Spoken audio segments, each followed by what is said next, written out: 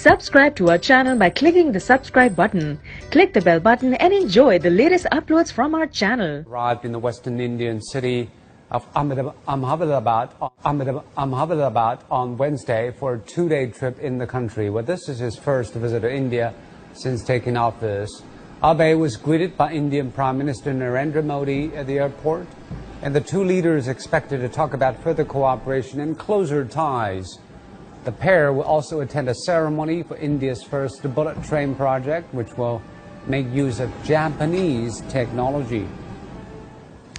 And more on Abe's visit, let's bring in our correspondent Shweta Baja live from New Delhi.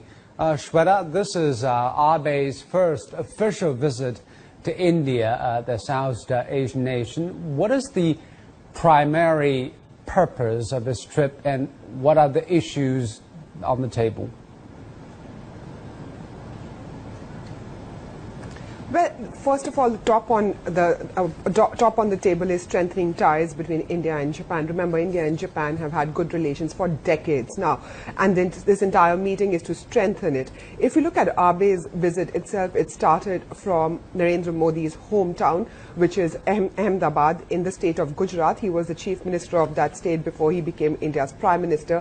He also becomes only the second head of a state to be received by Modi in his home state. The first one was Xi Jinping. He took Abe and his wife, and they both changed in Indian attire, after which they went to Sabarmati Ashram. It's a hectic day for them, and of course, as far as the issues on the table are concerned, economic ties remain top on it. Defense ties, that's also something that both the countries have been having a conversation about. Even before this visit started, there's expectations of deals being signed in the defense arena. We are also looking at, of course, that big launch of the first bullet train of India, which is more symbolic than anything else. On the economic ties front, there are many areas where India wants Japan's help. For instance, of course, Modi's pet project of Make in India, where a whole lot of investment is expected to come into India. Many Japanese companies already are there in India. More investment expected. And a lot of people are talking about the ceremony to break ground on India's first high-speed railway project, the bullet train. Of course, that shows the strong mutual trust between the two sides. How will this change your country's infrastructure? Well, if you look at India's rail infrastructure, it's in dismal state. But if you look at the bullet train itself, it's really symbolic. It's the first bullet train that India will have. The amount of money being spent on it, the project itself is worth a massive $17 billion US.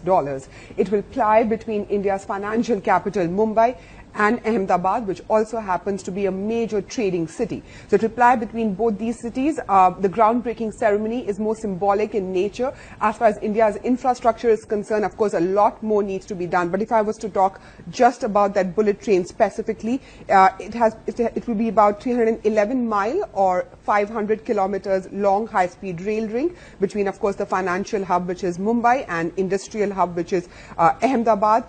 The entire work will start on Thursday. India's railway minister, who's Piyush Goyal, said this technology will revolutionize and transform India's transport sector.